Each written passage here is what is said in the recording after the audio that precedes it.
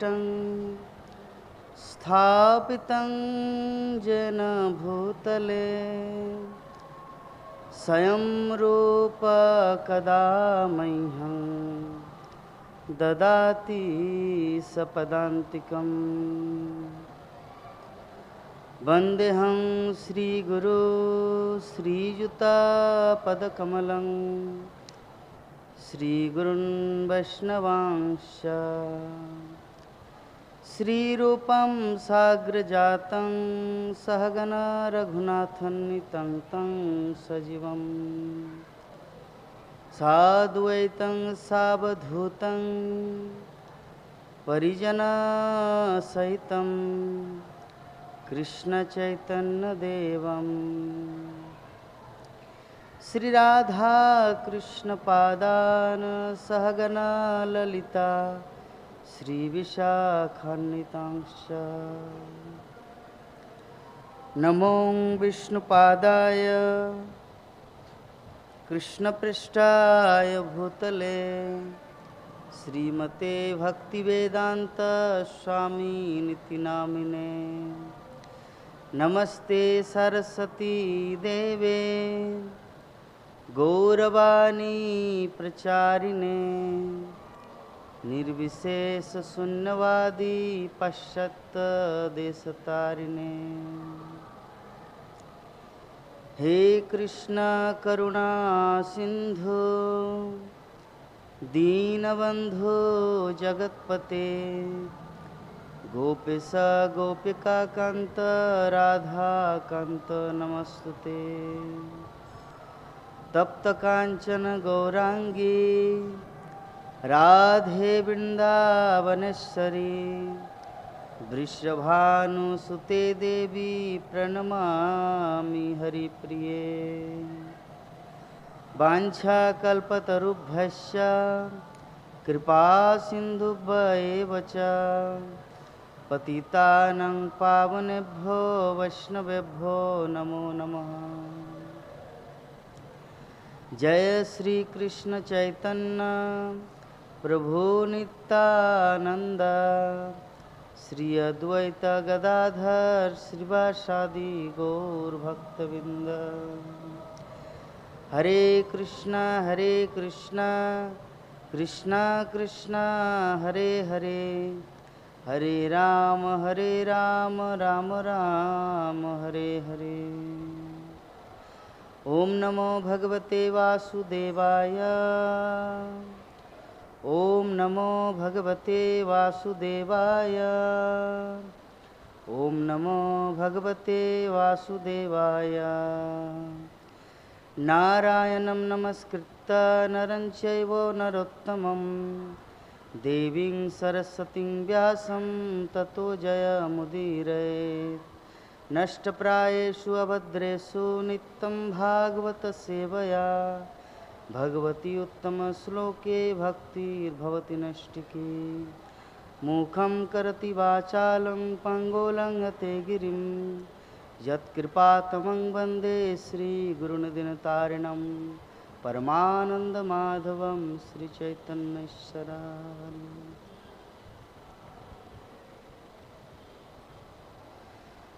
हरे कृष्णा।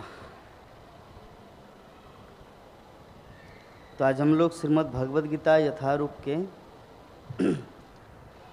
8वां अध्याय श्लोक संख्या 8 इसके ऊपर चर्चा करेंगे। अभ्यास योग युक्तेन चेतसा नान्यगामिना परमं पुरुषं दिव्यं याति पार्थानुचिन्तयन्। अभ्यास योग युक्तेन चेतसा नान्यगामिना परमं पुरुषं दिव्यं याति पार्थानुचिन्तयन्।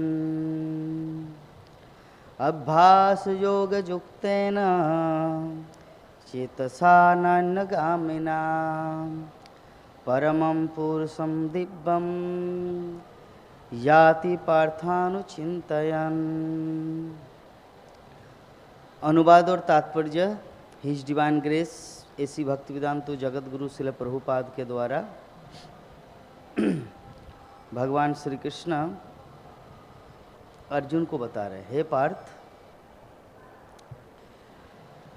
जो व्यक्ति मेरा स्मरण करने में अपना मन निरंतर लगाए रखकर अविचलित भाव से भगवान के रूप में मेरा ध्यान करता है, वो मुझको अवश्य ही प्राप्त होता है। हरे कृष्ण। तो ये भगवद गीता यथारूप के 8वें अध्याय के 8 नंबर श्लोक, जिसके पूर्व भगवान वर्णन किए हैं, अंतकाले च मामेव स्मरण मुक्ता कलेवरम यह पर्याति समद्भावम जाति नासत्र संशय। अर्थात कि हे अर्जुन, जो व्यक्ति जीवन के अंतिम क्षण में केवल मेरा चिंतन करते हुए शरीर त्याग करता है, वो मेरे धाम को प्राप्त होता है। तो इसमें कोई रंच मात्र भी संदेह नहीं है। तो भगवान होके भी उनको प्रूफ देना पड़ रहा है। भगवान होके भी लोगों के मन में किसी भी प्रकार का कुछ संदेह ना हो, कुछ डाउट ना हो, इसीलिए भगवान को प्रूफ देना पड़ता है। ये क्यों बोला जा रहा है? क्योंकि कलियुग के प्राणी ज़्यादातर नेगेटिव होते हैं। कलियुग के लोग बहुत ही नेगेटिव, नकारात्मक विचारधारा के हैं। इसीलिए भगवान को पता है कि अगर मैं सत्य बात भी बोलूं तो उसमें प्रमाण देना पड़ेगा और पूरा कॉन्विक्शन के साथ बोलना पड़ेगा कि इसमें कोई रंच मात्र भी संदेह नहीं है। जैसे होता है ना, कभी कभी हम लोग मार्केट में कुछ खरीद लेते हैं, प्रभु जी ये प्योर गोल्ड है, 24 कैरेट एकदम प्योर असली सोना है, आप ले जाइए। यद्यपि वो अच्छा दुकान है, ब्रांड दुकान है, सरकारी खाता में रजिस्टर्ड है, कंपनी रजिस्टर्ड है, सारी दुनिया में पहचान है, फिर भी जब कोई ग्राहक जाता है उनके पास तो उनको मुख में बोलना पड़ता है ये प्योर गोल्ड है। पूरा मुख से बोलना पड़ता, तब व्यक्ति थोड़ा सा ओह अच्छा, तब तो लेना ही चाहिए। उसमें ध्यान नहीं देता कि ब्रांड है या सरकारी कंपनी है या अच्छा, मतलब लोग जानते हैं, ये तो कोई नकल काम नहीं कर सकता, उसमें ध्यान नहीं जाता, उनकी वाणी पे ध्यान जाता है। इसीलिए भगवान अर्जुन को बता रहे हैं कि संशय मत करो कि जो अंतकाल में मेरा स्मरण करता है वो मेरे धाम को प्राप्त होगा, इसमें कोई संदेह नहीं है। और उसके बाद श्लोक में आया, यम जम वापि स्मरणम भावम तज्जत अंते कलेवरम। जो व्यक्ति सिर्फ कृष्ण का चिंतन किया है वो तो कृष्ण लोक जाएगा, लेकिन जो व्यक्ति कृष्ण चिंतन नहीं किया वो उनका क्या गति होगा। इसीलिए भगवान दूसरे श्लोक में बता रहे हैं कि जम जम वापि स्मरण भाव, मतलब मृत्यु के समय जो व्यक्ति जिस भाव में अपना शरीर त्यागता है उसी अनुरूप उनको शरीर मिलेगा। हाँ, और उसके बाद जो कल का हमारा श्लोक था, तस्मात् सर्वेषु कालेषु मामनुस्मर युद्ध च मय्यर्पित मनोबुद्धिर मय वैश्य असंशय। मतलब किस तरह भगवान सुविधा से सुविधा, सुविधा से सुविधा, सुविधा से सुविधा, ताकि लोग कृष्ण भक्ति करें। तो आज का जो हमारा श्लोक है, हाँ, कल क्या बताया भगवान ने अर्जुन को कि हे अर्जुन, तुम्हें कृष्ण रूप में सदैव मेरा चिंतन करना चाहिए। ये तो हमारा होता नहीं सब समय कृष्ण का चिंतन, मोबाइल रहता है अपने साथ, सब समय तो प्रवचन सुनने को मन नहीं करता, सब समय बुक पढ़ने को भी मन नहीं करता। मोबाइल में बहुत कुछ आ जाता है, कई सीरियल आते हैं, मूवी आते हैं, विभिन्न प्रकार, जो क्रिकेट देखना चाहते हो क्रिकेट देखते हैं। लेकिन भगवान यहाँ पे क्या बोल रहा चाह रहे हैं कि तस्मात् सर्वेषु कालेषु, हर परिस्थिति में तुमको कृष्ण रूप में मेरा स्मरण करना होगा। अगर ऐसा करेंगे तो क्या होगा, और युद्ध करने के कर्तव्य को भी पूरा करना चाहिए। मतलब अगर आप गृहस्थ है तो गृहस्थ का धर्म भी निभाना होगा, अगर आप ब्रह्मचारी है तो ब्रह्मचारी का भी धर्म निभाना है, अगर आप वानप्रस्थ है तो वानप्रस्थी का भी धर्म निभाना, अगर सन्यासी है तो ट्रेवलिंग करना उसका भी धर्म निभाना है, और साथ साथ में मेरा चिंतन भी करना है, और अपने कर्मों को मुझे समर्पित करके। जैसे हम लोग क्या होते हैं ना, जब हमारे जीवन में किसी बिजनेस में या किसी भी चीज़ में जब हानि होता है हम लोग बहुत दुखी हो जाते हैं। हरे कृष्णा, हम लोग बहुत ही दुखी हो जाते हैं।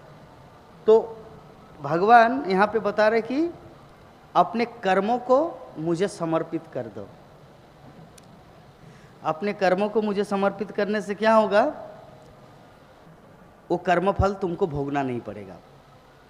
एक चीज़ आप समझिए, जो व्यक्ति नौकरी करता है किसी कंपनी में, तो उनको तो वेतन जितना मिलना है 30,000 हो, 40,000 हो, 50,000 हो, 60,000 हो, वो मिलेगा।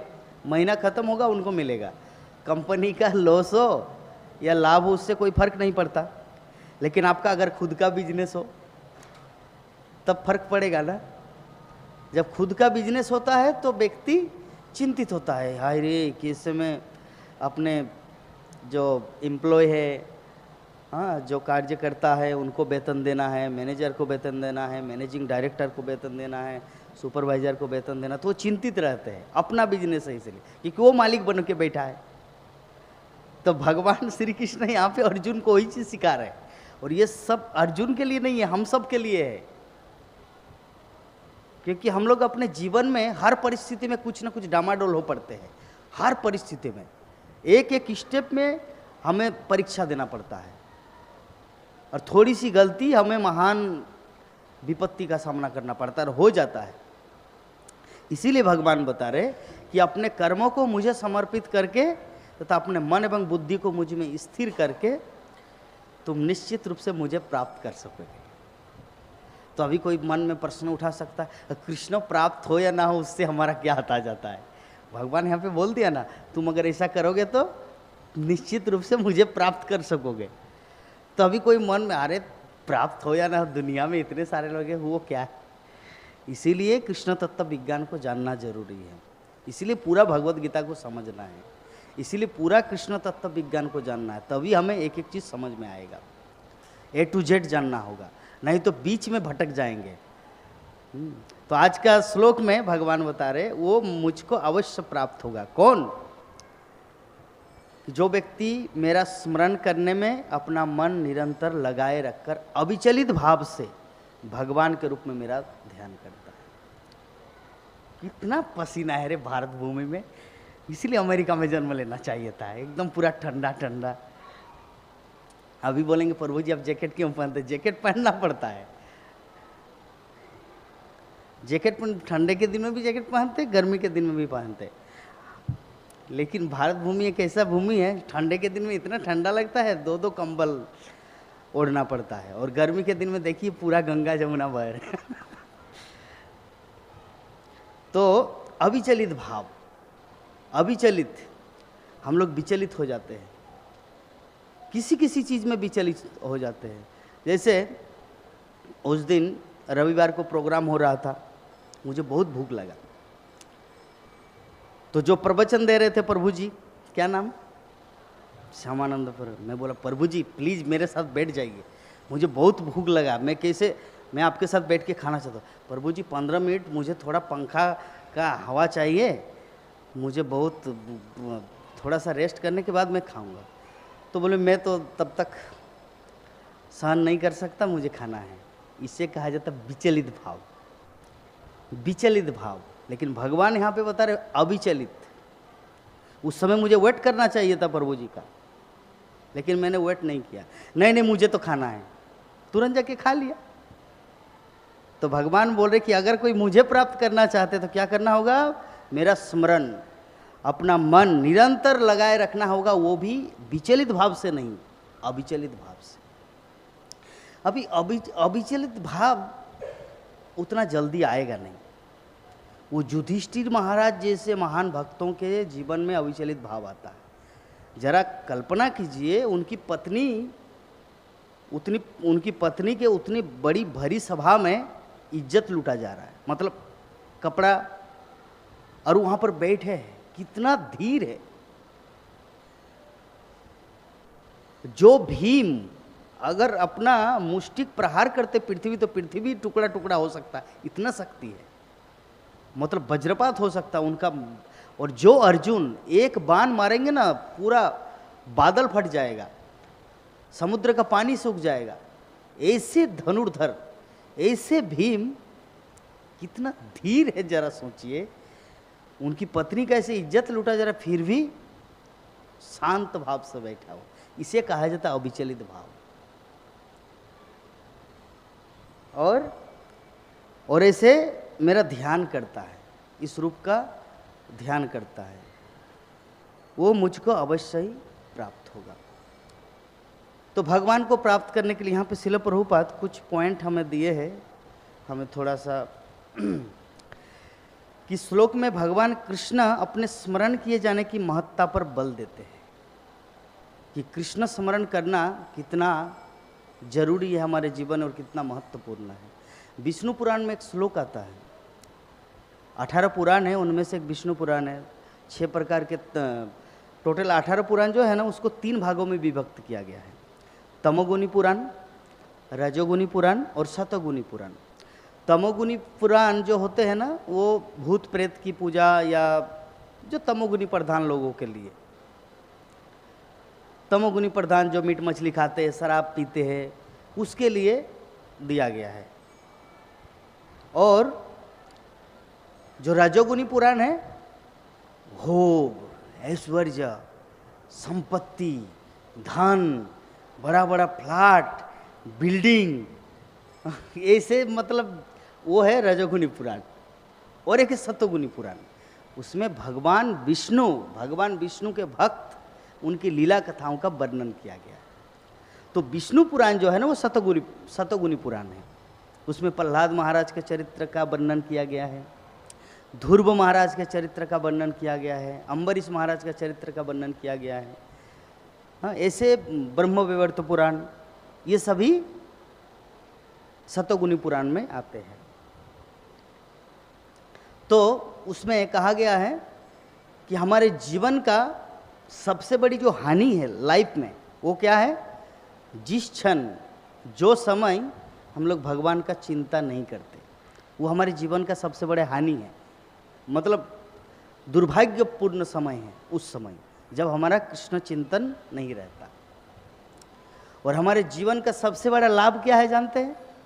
जिस क्षण में हम लोग भगवत चिंतन करते हैं, कृष्ण की, भले ही आप नाम न हो सकता है, आप 2 हाथ में आप कुछ कार्य कर रहे हैं, सब्जी बना रहे हैं, रसोई कर रहे हैं, किसी का ट्रीटमेंट कर रहे हैं, हाँ, या कुछ भी गाड़ी चला रहे हैं, लेकिन अगर मन में कृष्ण चिंतन हो, माला में भले ही ना हो, तो वो जीवन का सबसे बड़ा लाभदायक क्षण है।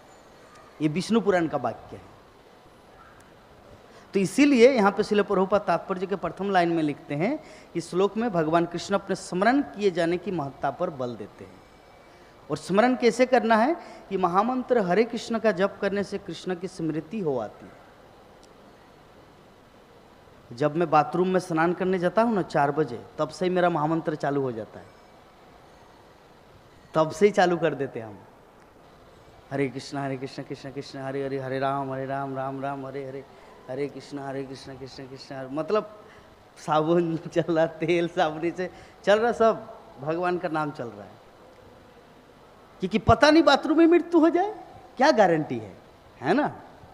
अगर हम ऐसा सोचे नहीं अभी बाथरूम में क्या जप करेंगे, मेरा मृत्यु बाथरूम में थोड़ी होगा, आराम से बैठे रहेंगे कुर्सी में या व्यासासन में, हरि नाम लेते रहेंगे, उस समय मृत्यु, ऐसा थोड़ी है।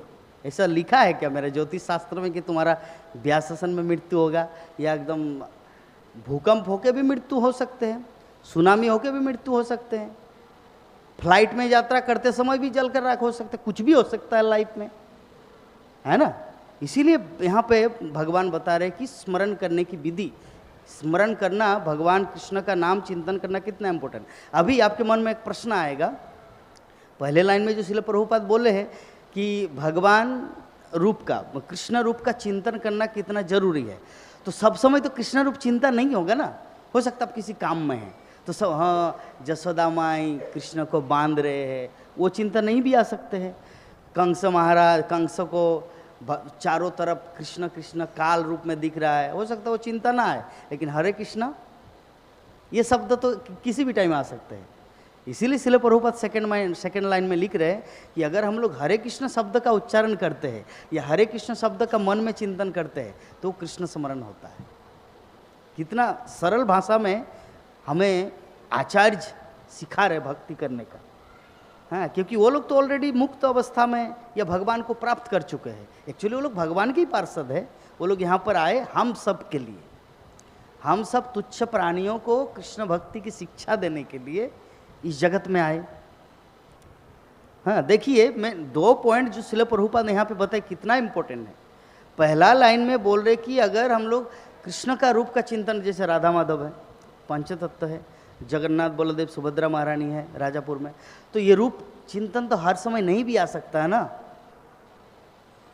मान लीजिए आप, क्या बताऊँ आपको, क्या एग्जाम्पल दूँ, आप गाड़ी चला रहे, तो गाड़ी चला रहे अगर आप चिंता कर रहे रस्सी बांध रहे जसोदा मैया, फिर उखल से 2 अर्जुन वृक्ष गिर पड़ा, नारद मुनि ने श्राप दिया था, नलकुबर, इधर गाड़ी एक्सीडेंट। गाड़ी जो चला रहे ना इधर एक्सीडेंट, क्योंकि उधर आप चिंता कर रहे, उधर चिंता करते, फिर अर्जुन वृक्ष दोनों गिर पड़ा, फिर 2 देव पुरुष उत्पन्न हुआ और भगवान कृष्ण की स्तुति करने लगे, हे प्रभु आपने हमें रक्षा किया, पता नहीं कितने युगों से हम लोग यहाँ पे वृक्ष बन के खड़े थे आपके मतलब नंद महाराज के आंगन में। हम लोग तो हाँ स्वर्ग के कुबेर के पुत्र थे, नलकुबर और मणिग्रीव, परंतु ज़्यादा धन संपत्ति होने के कारण हम लोग नंगे नहा रहे थे नदी में स्त्रियों के साथ। तो नारद मुनि गुरुदेव वहाँ पे गुजर रहे थे, लेकिन इतना मत अवस्था में थे, धन संपत्ति का मद, कि हमने उनकी परवाह भी नहीं की। तो उन्होंने श्राप दिया कि धन के नशे में तुम लोग इतने चूर हो गए हो, अंधा बन गए हो, जड़, इसीलिए तुम जड़ बन जाओ। तो हो सकता है ये लीला चिंतन ना हो, है ना, जब गाड़ी चला रहे हो सकता है ये चिंतन ना हो, परंतु गाड़ी चलाते चलाते नमस्ते नरसिंहाय पल्लादलात ये आ सकता है, ठीक है। और गाड़ी चलाते हरे कृष्ण, मतलब ये कृष्ण कीर्तन बहुत ही इजीली हमारे मन में आ सकता है और एक्सीडेंट भी नहीं होगा। लेकिन लीला चिंतन में एक्सीडेंट होने की संभावना है, सावधानी हटी दुर्घटना घटी, है ना, क्योंकि मन तो एक है ना। बोले नहीं प्रभु जी हम इतना टैलेंटेड है ना, एक साथ में 3 चिंता करते वही वैसे बोल सकते, मैं गाड़ी भी चला रहा हूँ उधर भी ध्यान है, ठीक है, और इधर लीला भी चिंतन कर रहे हैं, नहीं वैसे मत करना। वैसे करेंगे तो किसी दिन गिरोगे गड्ढे में। भगवान का नाम जपो उस समय। एक जोगपथ, एक पुस्तक है जोगपथ, द परफेक्शन ऑफ जोग, शिल प्रभुपाद ने लिखा है। तो उस पुस्तक में शिल प्रभुपाद एक ही चीज बारंबार रिपीट किए हैं, ये जो हरे कृष्ण महामंत्र का जप है ये किसी भी दशा में किया जा सकता है। कृषि कार्य करते करते, बिजनेस करते करते, ब्राह्मणिकल कार्य करते करते, अपना क्षत्रिय कार्य करते करते, गाड़ी चलाते चलाते, बस में जाते, सफ़र करते, हर परिस्थिति में कृष्ण नाम किया जा सकता है। आधुनिक युग का जोगपथ। तो हमें अपना दिमाग चलाना है या आचार्य जो लोग लिखे हैं या जो बोले हैं उनकी बात को मानना है? आचार्य जो बोले हैं उसी की बात को मानना चाहिए ना, या अपना दिमाग चलाना है? अपना दिमाग चलाएंगे तो भटकेंगे, कभी सफल नहीं होंगे। जब टीचर हमें ABCD पूरा जो पढ़ाते थे अल्फ़ाबेट, तो उस समय जैसे A ऐसे होता है, B ऐसे होता है, C ऐसे होता है, तो C ऐसे बोला तो टीचर को हम अगर सर ये C कैसे हो सकता है, मान लीजिए हमारे मन में जब हम ABCD, हमारे पास कुछ ज्ञान नहीं है, ABCD का कोई नॉलेज नहीं है, तो टीचर हमें पढ़ा रहे हैं, तो हम उनको पूछे ये C कैसे हो सकता है, ये Z ऐसे कैसे हो सकता है, अगर हम पूछे वो हमारी प्रश्न पूछने का कोई वैल्यू नहीं है, क्योंकि तुम उसके बारे में जानते ना तो तर्क क्यों करते हो? तुम्हारे पास तो अभी नॉलेज ही नहीं है। आपको श्रद्धा रखना होगा टीचर के ऊपर, वो आपको पढ़ा रहे हैं, वो आपको सिखा रहे हैं, आपको उनको सीखना है। एज इट इज जैसे वो आपको बता रहे, ए ऐसा होता है, बी ऐसे है, सी ऐसे, डी ऐसे, ई ऐसे, पूरा अल्फ़ाबेट 26 अल्फ़ाबेट ABCDEFGH। तो ये हमें सीखना है। वहाँ पे अगर तर्क करेंगे तो हम हासिल नहीं कर सकते। उसी प्रकार ये भगवद गीता भागवतम हमारे आचार्य हमें सिखा रहे हैं एज इट इज। अगर हम यहाँ पे तर्क करेंगे कैसे हो सकता है? ये कृष्ण कैसे भगवान हो सकता है? बोलने से ही होगा। कोई बोल दिया कृष्ण भगवान, हमें इसे कैसे मानेंगे? अरे भाई कैसे नहीं मानेंगे? आचार्य बोल रहे, लीला देखो ना। हाँ, लीला देखने से वो झूठ भी हो सकता है, वो मिथ्या भी हो सकता है। मतलब अगर कोई ऐसे पहले ही अगर तर्क करे, अगर कुछ श्रद्धा ना हो तो कैसे ज्ञान हासिल करेगा? कुछ तो श्रद्धा रखना होगा। जब तक वो ध्यान से सुनेंगे नहीं, श्रद्धा नहीं रखेंगे, तब उनका ज्ञान प्राप्त करने का कोई अवसर ही नहीं मिलेगा। ठीक है। तो भगवान के शब्दोच्चार, ध्वनि के जप तथा श्रवण के अभ्यास से मनुष्य के कान, जीभ तथा मन व्यस्त रहते हैं। हाँ, तीनों चीज व्यस्त रहते हैं, जीभ, मन और कान।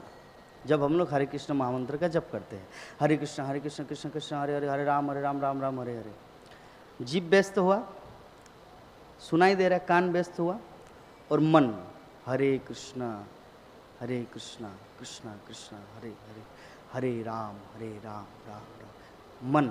मन पूरा वो कृष्ण नाम में व्यस्त हो गया। तो ये योग पद तो भगवान यही चाह रहे हैं। एक्चुअली अर्जुन को बताया गया था 5000 वर्ष पूर्व भगवान ने। श्रील प्रभुपाद हमें अभी बता रहे हैं आपको क्या करना है। वो तो अर्जुन के लिए वो था, तुम्हारे लिए क्या करना है।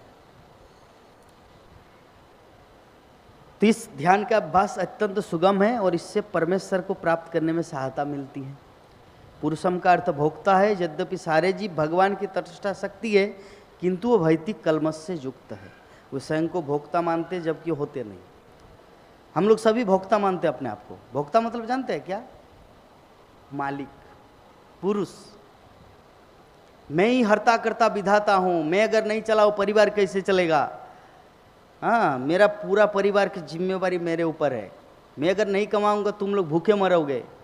तो इसे कहा जाता है भोक्ता अहंकार। यद्यपि ऐसा होता नहीं। भगवान क्या बोलते हैं? प्रकृति क्रियमानानि गुणे कर्माणि सर्वस्व।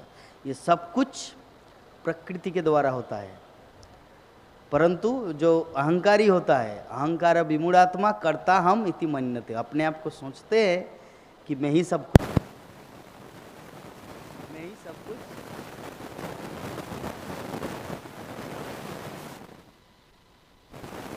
हरे कृष्ण।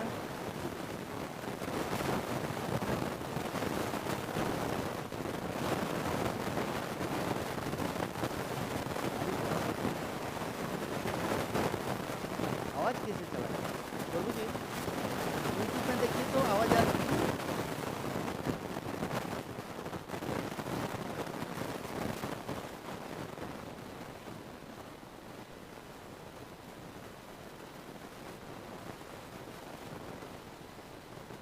हरे कृष्णा।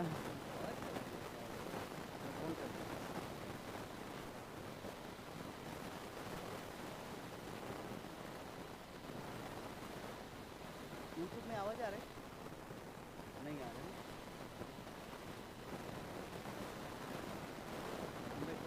এই আওয়াজ চলে গেল, চলে আসুন। আওয়াজ আসছে না যেতে, আমি ক্লাস দিচ্ছি। আসুন।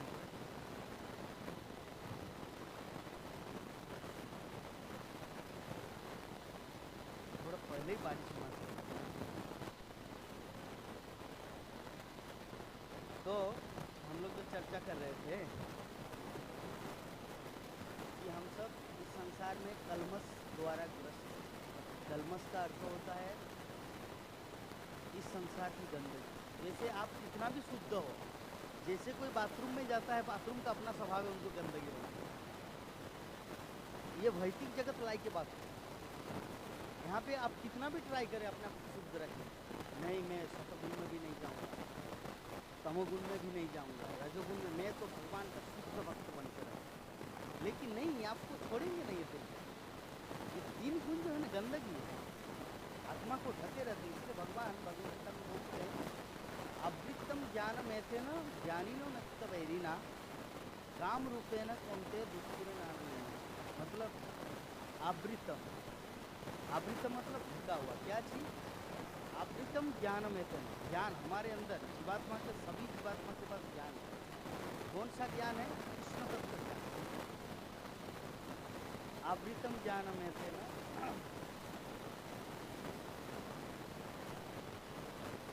हरे कृष्णा कृष्णा कृष्णा हरे हरे, हरे राम राम राम हरे हरे, हरे कृष्णा हरे कृष्णा।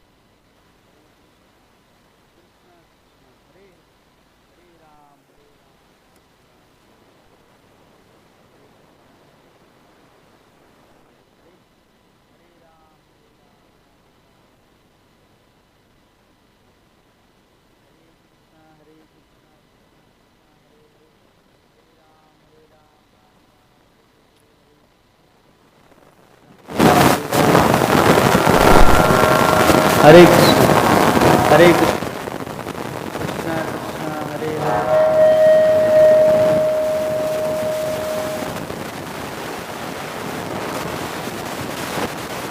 हरे राम राम राम हरे हरे,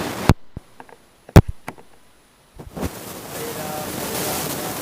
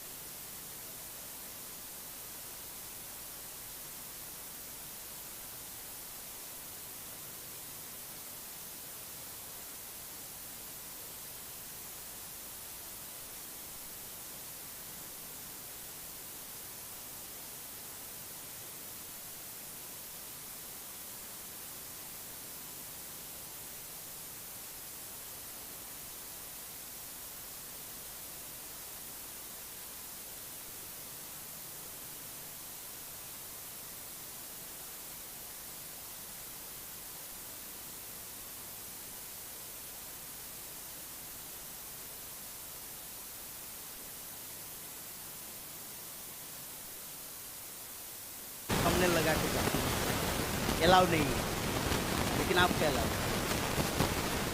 जब इस जगत में इतना प्रैक्टिकल है तो आध्यात्मिक जगत की बात क्या है।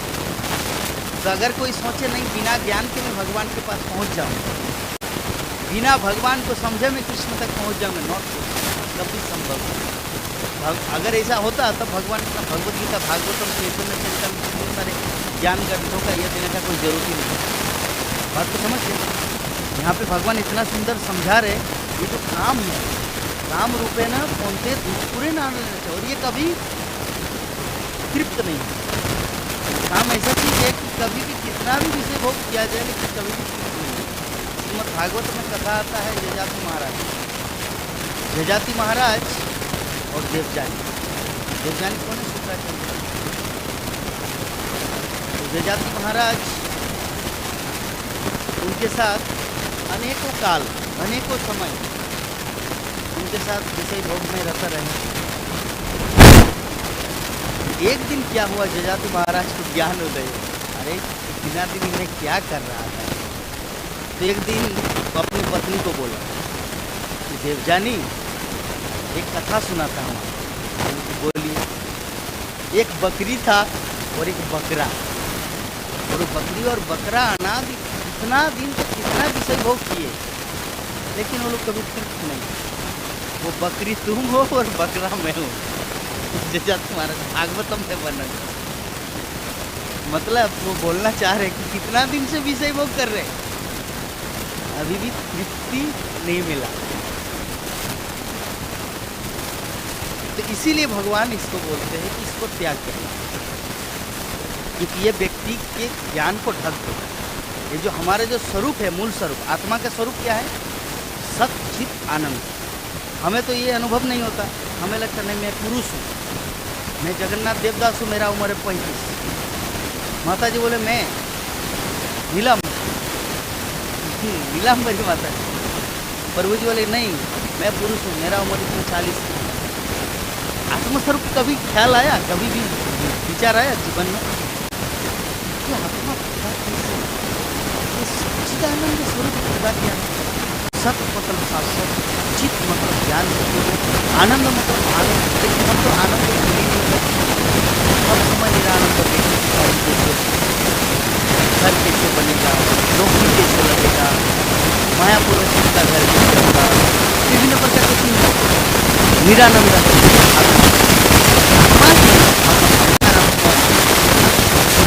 ज्ञान नहीं है, ज्ञान क्या नहीं है,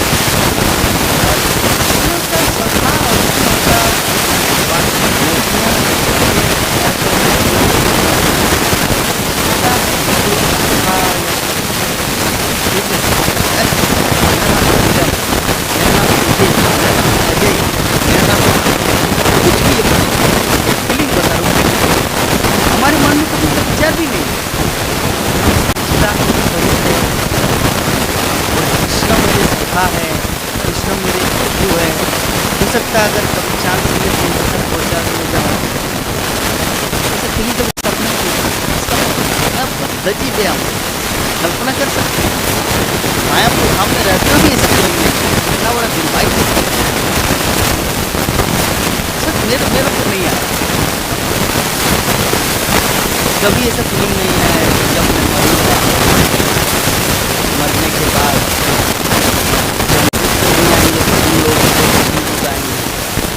फिर मुझे बोलेंगे तुम वैकुंठ जाओगे या गोलोक वृंदावन जाओगे। वैकुंठ जाओगे तो वहाँ से लौट के नहीं आना पड़ेगा, वहीं पर रहोगे चतुर्भुज नारायण। और अगर गोलोक वृंदावन जाओगे तो कभी महाप्रभु को मिला करेंगे तो प्रभुपाद के बाद पांडव के पास तुमको आना पड़ेगा। दूसरे ब्रह्मांड में इसको निष्ठाविश होगा तो वहाँ जाना पड़ेगा, कहाँ जाना पड़ेगा। जब गोलोक वृंदावन जाओगे तो वहाँ पे भी हमेशा नहीं रह पाओगे, लीलाओं में भगवान जहाँ जहाँ लीला करते वहाँ पे जाना पड़ेगा। लेकिन वैकुंठ में अगर कोई व्यक्ति जाता है वहाँ पे स्टेप नहीं, वहाँ से ऊपर भी नहीं जाता, नीचे भी नहीं। चैत्य की घटना अलग है, वो तो वैकुंठ का द्वारपाल था, लेकिन भगवान खुद ही चाहते हैं उनका जो सेवा भाव, भगवान नारायण ने देखा सेवा भाव इतना अच्छा था कि उन्होंने सोचा कि इनको मुझे गोलोक वृंदावन में तो लीला में लगा यहीं पर क्या रूम में पड़े पड़े रहेंगे इसी जगह, उनको मुझे लीला में लगा, इसीलिए उनके साथ लीला किया गया। चतुष कुमार आए, उनको श्राप दिया, ससुर के घुसने नहीं दिया, पंचकेट में क्यों नहीं जाऊंगा, नहीं तो मायापुर की तरह से लीला हुआ, सिक्योरिटी वहाँ से आया, ये कब बदलेगा नहीं, वहाँ भी जैसे घुसने नहीं दिया वैसे ये लोग भी ऐसे करते हैं, क्योंकि वैसा ऊपर से ऑर्डर है। अपना तो कोई देश काल पत्र का बुद्धि तो यूज नहीं कर सकता, क्योंकि जो मालिक होता है वो देश काल परिस्थिति का विचार करके अपना डिसीजन लेता है, लेकिन जो किसी का सेवक है वो तो डिसीजन नहीं ले सकता। तो जय विजय तो सेवक था भगवान का, तो चतुष कुमार को घुसने ही नहीं दिया। तो चतुष कुमार बोले अरे किस तरह के व्यक्ति हो तुम लोग वैकुंठ में रहने के झुक गए नहीं, थोड़ा भी देश काल पत्र का ज्ञान नहीं है, ज्यादा कहीं का जाओ मर्द लोग, किसी का श्राप दिया और आगे जय विजय। हिरण्यकशिपु हिरण्यक्ष बलि पहला वध हुआ भगवान हिरण्यकशिपु के द्वारा और वराहदेव के द्वारा, एक युग समाप्त। दूसरा कुंभकर्ण रावण आया, भगवान रामचंद्र ने वध किया, उनका उद्धार किया, दूसरा। तीसरा दंतवक्र और शिशुपाल आया, भगवान श्री कृष्ण ने सुदर्शन चक्र से उनको मुक्ति दिया। और चौथा बार आया जगाय और मागाय, क्योंकि भगवान के हाथों से वध होने से मुक्ति मिलता है। मुक्ति अलग चीज़ और भक्ति अलग चीज़, तथ्य को समझना। भगवान के हाथों से अगर किसी का मृत्यु होता है तो उनको सायुज्य मुक्ति मिलती है। मुक्ति 5 प्रकार की, सायुज्य, सारूप्य, सामीप्य, श्रांति और सारूप्य। सायुज्य मतलब विलीन हो जाए, जैसे समुद्र के पानी में अगर एक गिलास पानी मिला दिया जाए तो पानी मिल जाए। एक है सायुज्य, वो है निर्विशेष मुक्ति। और बाकी जो 4 मुक्ति हो क्या है सारूप्य। सारूप्य मतलब भगवान नारायण जैसा स्वरूप प्राप्त करना। और एक है सामीप्य, मतलब भगवान जहाँ रहेंगे वहीं पर हमारा बात है। और एक है सृष्टि, मतलब भगवान जिसमें षड्ऐश्वर्य पूर्ण है, धन संपत्ति सौंदर्य शक्ति सब कुछ है, वैसे सारा उनको वो मिलेगा। और एक है सालोक, सालोक मतलब भगवान जिस लोक में रहते हैं वहीं पर उनका डेस्टिनेशन है, जिस मर्तलोक में नहीं रहना पड़ेगा वहाँ जाएंगे। ये मुक्ति भी 5 प्रकार है। तो भगवान के हाथों में अगर किसी का मृत्यु होता है तो सायुज्य की मुक्ति लाते हैं। और थोड़ा सेवा भाव करके अगर भगवान के द्वारा ये हो तो वो सारूप्य हुआ, शास्त्री हुआ, सामीप्य, किसी न किसी एक मुक्ति मिली। तो ऑलरेडी तो वैकुंठ में वो था, जय और विजय ऑलरेडी वैकुंठ में था। तो वैकुंठ में था, यहाँ पर आए हैं। जैसे एक एग्जाम्पल देके समझाते हैं, मान लीजिए एक व्यक्ति किसी कंपनी में नौकरी करता, 50,000 उनको मिलता, तो वो क्या किया, वो नौकरी को छोड़ दिया और हायर स्टडीज करने के लिए, ताकि ज़्यादा पढ़ाई करेंगे तो उसको सरकारी नौकरी मिलेगा, तो 1 लाख रुपये वेतन। तो यहाँ पे हायर स्टडीज किया, 2-3 साल यहाँ पे गंवाया टाइम, और फिर भी जहाँ पे नौकरी मिल रहा है वही 50,000 ही अगर मिल रहा है तो लाभ क्या है? बात को समझ गए, लाभ तो कुछ नहीं है। तो भगवान के धाम में वैकुंठ में द्वारपाल जो थे, जय और विजय, ऑलरेडी द्वारपाल थे वैकुंठ में, उनको तो ऑलरेडी डेस्टिनेशन वहाँ पे था। और यहाँ पे आए, भगवान के हाथों मरा, तो भगवान के हाथों जिसका मृत्यु होता है वो वैकुंठ जाता है, गोलोक वृंदावन में। गोलोक वृंदावन उसके ऊपर है, वैकुंठ आता है। तो वैकुंठ में तो ऑलरेडी था, तो वेतन 50,000 मिल रहा था, अभी भी 50,000 मिला, तो लाभ क्या है?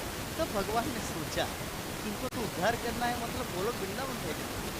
तब उनको 3 जन्म था ना, उनका जो 2 ऑप्शन था, 7 जन्म मित्र के रूप में भगवान के साथ और 3 जन्म शत्रु के रूप में। घटना पता है ना, जब श्राप मिला तो उनको ऑप्शन दिया गया, चतुष कुमार ने उनको ऑप्शन दिया, अगर तुम जल्दी आना चाहते हो वैकुंठ तो तुमको भगवान के साथ शत्रुता का भाव रखना होगा, दुश्मनी फाइटिंग करना होगा।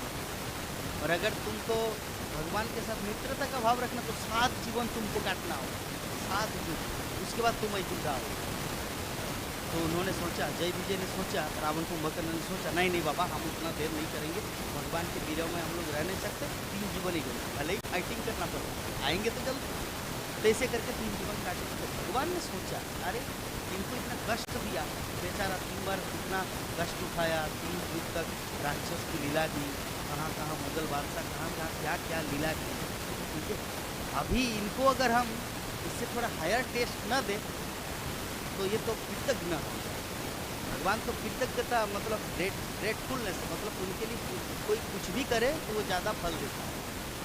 तो अगर ये 3 जीवन उनके साथ काटा, उनके साथ बिताया, रावण कुंभकर्ण के रूप में, दंतवक्र शिशुपाल के रूप में, हिरण्यकशिपु हिरण्याक्ष के रूप में, और भगवान अगर वही एजीटी वही वेतन दे तब तो भगवान भगवान नहीं रहा। इसीलिए भगवान ने सोचा इनको इससे भी हायर कुछ दे।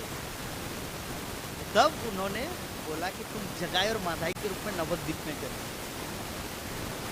और मैं चैतन्य महाप्रभु के रूप में आऊँगा, नित्यानंद प्रभु, दोनों भाई आएंगे, कृष्ण बलराम, राम लक्ष्मण, ठीक है, और दोनों भाई आके तुमको उद्धार करेंगे।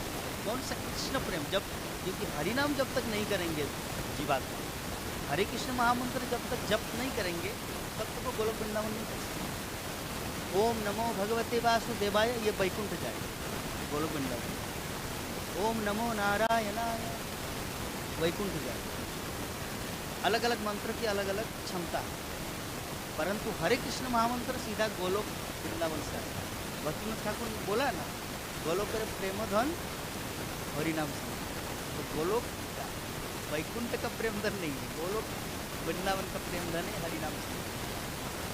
तो हरे कृष्ण महामंत्र इन्होंने नित्यानंद प्रभु ने जन के प्रकार न माधाई को दिया। जगाई तो थोड़ा भक्त टाइप का था, माधाई तो बोले कि नहीं नहीं मैं तो ये हरिनाम नहीं करूँगा।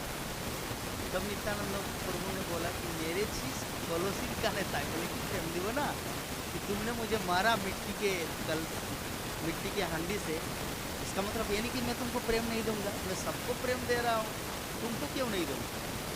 और अल्टीमेटली माधाई को भी प्रेम दिया, कृष्ण प्रेम दिया, और कृष्ण प्रेम देते। तो कृष्णदास कबीर गोस्वामी लिखते हैं, जोगाई माधाई थे कि मनुष्य पापिष्ट, मतलब मैं जगाई माधाई से भी ज़्यादा पापी। जगाई माधाई तो भगवान कृष्ण को महाप्रभु की लीला में मतलब योगदान किए, महाप्रभु की कृपा प्राप्त किए और भगवान को प्राप्त किए। लेकिन मैं कृष्णदास कबीर गोस्वामी चैतन्य चरितामृत के लेख, मैं तो मल का कीड़ा हूँ। मल का कीड़ा मतलब समझ रहे, मल का कीड़ा, ऐसी गंदगी का कीड़ा हूँ, मेरे पास तो कोई योग्यता ही नहीं है। जगाई माधाई मुझसे भी ज़्यादा अच्छा है। रूप सनातन गोस्वामी का भी वही भाव है। रूप गोस्वामी सनातन गोस्वामी भी बोले कि जगाई माधाई तो हमसे बेटर है, क्योंकि वो तो ब्राह्मण कुल में जन्म लिया था और ब्राह्मण कार्य किए, भले ही चोरी डाके किए, लेकिन हम तो मुसलमान शासक के नौकरी करते हैं। नवाब हुसैन शाह था उस समय के राजा, और प्रधानमंत्री थे सनातन गोस्वामी और रूप गोस्वामी के अर्थमंत्री। तो उनका नौकर हुआ ना, नवाब हुसैन शाह का मुसलमान का नौकर हुआ, इसीलिए वो मन में फील कर रहे थे। तो महाप्रभु गए थे ये मालदा, मालदा में क्या है वो तीर्थ का नाम, मालदा में रामकेली,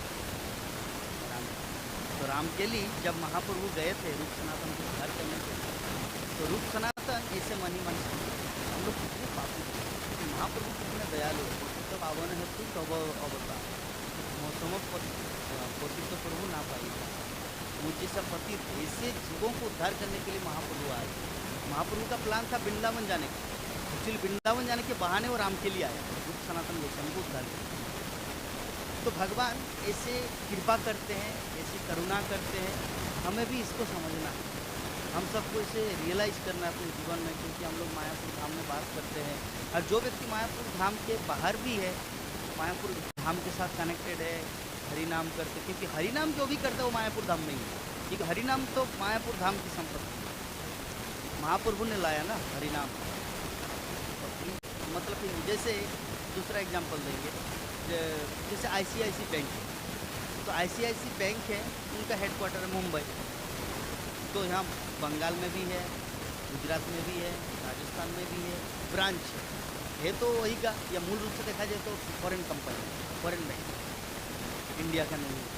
तो उसी प्रकार मतलब ये जो हरिनाम संकीर्तन है, हरिनाम की जो संपत्ति, ये तो गोलोक वृंदावन का, इसे ये सिर्फ मायापुर में ही लागू नहीं होता, पूरे पृथ्वी में लागू होता है। भारत भूमि के मनुष्य जन्म हो जार जन्म सार्थक करो। तो हमें अपने जीवन को सार्थक करना है कैसे? ये हरे कृष्ण महामंत्र को अपने जीवन में उसे लाना है और दूसरों को उनके बारे में थोड़ा बताना जितना हो सके, एज मच एज। इसे करने से क्या होगा, मेरे गुरु महाराज बोलते थे समय भक्ति चारिचंद गुरु महाराज, ये जो हमारा भक्ति जीवन में जो साधना का जो परिमाप है, जैसे मान लीजिए कोई व्यक्ति 3 बजे उठा, 4 बजे मंगल आरती ज्वाइन की, 4:30 बजे फिर मंगल आरती, तुलसी आरती, नृसिंह आरती, फिर जप क्लास में बैठा, फिर दर्शन आरती किए, फिर भागवतम क्लास की, फिर प्रसादम लिए, फिर सेवा किया, फिर संध्यारती किया, संध्यारती और शयनारती किए, भगवान को बुलाया, सो गए। ये जितना कुछ किया ना, इसका जो पूरा फल है उसका 50%, 100% नहीं, बाकी 50% आपसे प्रचार। समझ गए? 100% नहीं। जैसे कोई व्यक्ति कोई परीक्षा देते हैं ना स्कूल में, 100 मार्क रहता है लेकिन 100 नहीं आता, 60, 65, 70, 90, 98, 99 तक, लेकिन 100 नहीं आता। क्यों? ये नियम है। तो इसे भक्ति जीवन का नियम है। जो साधना जो है ना, साधना भक्ति जितना भी करे, 64 माला जब करे, फिर भी 50% नहीं जाना, 50%। परंतु जब हम लोग प्रचार करेंगे, प्रचार कैसे? अभी बोलेंगे, मन ही मन विचार होगा, पर कुछ प्रचार कैसे करेंगे? हम तो घर की औरत है या हाउस वाइफ है, या मैं घर का पुरुष हूँ, मैं तो काम करने जाता हूँ, मेरा ड्यूटी रहता है, तो इसी परिस्थिति में प्रचार करने कैसे? प्रचार करने के लिए ऐसा नहीं कि आपको कहीं पर जाना ही है। प्रचार करने किसी को कॉल भी किया, उनको थोड़ा हरी कथा सुनाया, कैसे चल रहा है आपका जीवन, आपकी सासू माँ कैसी है, आपको ज़्यादा डांटती तो नहीं, थोड़ा हरि भजन करो, थोड़ा गीता पढ़ो, बस यही प्रचार, यही प्रचार। तो जो भी है वो हो सकता है, सबके लिए इन्विटेशन दिया है, क्लास को विराम देने के लिए। अगर कुछ प्रश्न हो तो आप लोग बता सकते हैं, तो क्लास में सुंदरता आ जाए।